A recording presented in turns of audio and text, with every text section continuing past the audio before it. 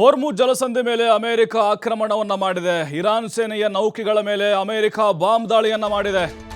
ಸುಮ್ಮನೆ ಆಗ್ತಾ ಇಲ್ಲ ಅಮೆರಿಕ, ಇಲ್ಲಿ ಮತ್ತೆ ಮತ್ತೆ ಹೊಡಿತಾ ಇದೆ. ಅದರಲ್ಲೂ ಈಗ ಟಾರ್ಗೆಟ್ ಮಾಡಿರೋದು ಜಲಸಂಧಿ. ನಾವೇನು ಮೊದಲಿಂದನೇ ಹೇಳ್ಕೊಂಡು ಬರ್ತಾ ಇದ್ವಿ, ಇದೇ ಜಲಸಂಧಿಯ ಮೂಲಕ ಎಲ್ಲ ವ್ಯಾಪಾರ ವಹಿವಾಟಾಗೋದು, ತೈಲ ಉತ್ಪನ್ನಗಳು ಹೋಗೋದು ಅಂತ. ತೈಲ ಹಡಗುಗಳಿಗೆ ಅಡ್ಡಿಯಾಗಿದ್ದ ಸ್ಫೋಟಕ ನೌಕೆಗಳು ಧ್ವಂಸ ಆಗಿದ್ದಾವೆ. ಹಡಗುಗಳು ಸಾಗದಂತೆ ಬಾಂಬ್ ದಾಳಿಗೆ ನಿಂತಿದ್ದ ನೌಕೆಗಳು. ಹೊರ್ಮುಜ್ ಜಲಸಂಧಿ ಮೇಲೆ ಅತಿ ದೊಡ್ಡವಾದಂಥ ಒಂದು ಆಕ್ರಮಣ ಅಂತ ಹೇಳ್ಬೋದು ಇದು. ನೋಡಿ, ಕೆಲವೊಂದಿಷ್ಟು ವಿಜಲ್ಸ್ಗಳು ಬಿಡುಗಡೆ ಮಾಡಿದೆ. ಪೀಸ್ ಆಗಿದೆ ಎಲ್ಲವೂ ಕೂಡ. ಚಿಂದಿ ಚಿತ್ರಾನ್ನ. ಹೊರ್ಮುಜ್ ಜಲಸಂಧಿ, ಅದರಲ್ಲಿ ಇದ್ದಂಥ ಕೆಲವೊಂದಿಷ್ಟು ನೌಕೆಗಳೇನಿದ್ದಾವೆ ಅವುಗಳನ್ನು ಹೊಡೆದು ಹಾಕಿದೆ. ಅವೆಲ್ಲವೂ ಏನು ಮಾಡಿದ್ವು ಅಂತ ಹೇಳಿದ್ರೆ ಅಡ್ಡಲಾಗಿ ನಿಂತಿದ್ವು. ಒಂದು ರೀತಿ ರಸ್ತೆಗೆ ಅಡ್ಡಲಾಗಿ ಮುಳ್ಳು ಬೇಲಿ ಹಾಕದಂಗೆ ಅಥವಾ ಕಾಂಪೌಂಡ್ ಹಾಕದಂಗೆ. ಈಗ ಬೇರೆ ಬೇರೆ ದೇಶಗಳ ಹಡಗುಗಳೆಲ್ಲ ತುಂಬಿಕೊಂಡು ಬರ್ತಾ ಇತ್ತು ತೈಲವನ್ನು. ಹೋಗಬಾರ್ದು ಅಂತ ಅವರು ಪ್ಲ್ಯಾನ್ ಮಾಡಿದ್ರು. ಆದರೆ ಅಮೆರಿಕ, ಡೊನಾಲ್ಡ್ ಟ್ರಂಪ್ ಎಚ್ಚರಿಕೆ ಕೊಟ್ಟಿದ್ದರು, ನೀವೇನಾದರೂ ಹೊರ್ಮುಜ್ ಜಲಸಂಧಿ ಬಂದ್ ಮಾಡಿದರೆ ಅಲ್ಲೂ ನಿಮ್ಮನ್ನು ಹೊಡಿತೀವಿ ಅಂಥೇಳಿ.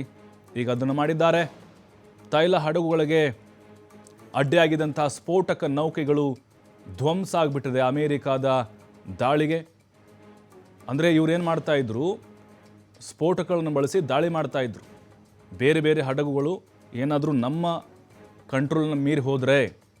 ಹಾಗಾಗಿಯೇ ಈಗ ಇರಾನ್ ಇದಕ್ಕಾದರೂ ಬಗ್ಗುತ್ತಾ ಇಲ್ವಾ? ಜೊತೆಗೆ ಈಗಲಾದರೂ ಜಾಗತಿಕವಾದಂಥ ಈ ತೈಲ ಬಿಕ್ಕಟ್ಟು ಅಥವಾ ಸಿಲಿಂಡರ್ ಬಿಕ್ಕಟ್ಟು ಬಗೆಹರಿಯುತ್ತಾ ಅನ್ನೋದು ಪ್ರಶ್ನೆ. ಈಗೇನೋ ದಾಳಿ ಮಾಡಿ ಹೊಡೆದು ಹಾಕಿದ್ದಾರೆ. ಇಷ್ಟಕ್ಕೆ ಹೊರ್ಮುಜ್ ಜಲಸಂಧಿಯನ್ನು ಮುಕ್ತವಾಗಿ ಓಪನ್ ಆಗಿಬಿಟ್ಟು ಆಯಿತು, ನಿಮ್ಮ ಹಡಗುಗಳು ಹೋಗಲಿ, ವ್ಯಾಪಾರ ಎಲ್ಲ ಮುಕ್ತವಾಗಿ ನಡೀಲಿ ಅಂಥೇಳಿ ಸುಮ್ಮನಾಗ್ಬಿಟ್ರೆ ಖಂಡಿತವಾಗ್ಲೂ ಯಾವುದೇ ತೊಂದರೆ ಇರೋದಿಲ್ಲ. ಆದರೆ ಇರಾನ್ ಇಲ್ಲಿ ಸೈಲೆಂಟ್ ಆಗೋ ಮಾತೇ ಇಲ್ಲ ಅಂತ ಅನಿಸುತ್ತೆ. ಮತ್ತೆ ಮತ್ತೆ ಅವರು ಅಮೇರಿಕವನ್ನು ಕೆದಕ್ಬೋದು. ಈ ಹೊರ್ಮುಜ್ ಜಲಸಂಧಿ ಇದೆಯಲ್ವಾ, ಅಲ್ಲಿ ತಮ್ಮ ಮತ್ತೆ ಸೇನಾ ವಾಹನಗಳಾಗಿರ್ಬೋದು, ನೌಕೆಗಳಾಗಿರ್ಬೋದು ಬಿಡಬಹುದು. ಮತ್ತು ಅಮೇರಿಕಾದ ದಾಳಿಗೆ ಪ್ರತಿದಾಳಿಗಳನ್ನು ಕೊಡುವಂತಹ ಸಾಧ್ಯತೆಗಳಿದೆ.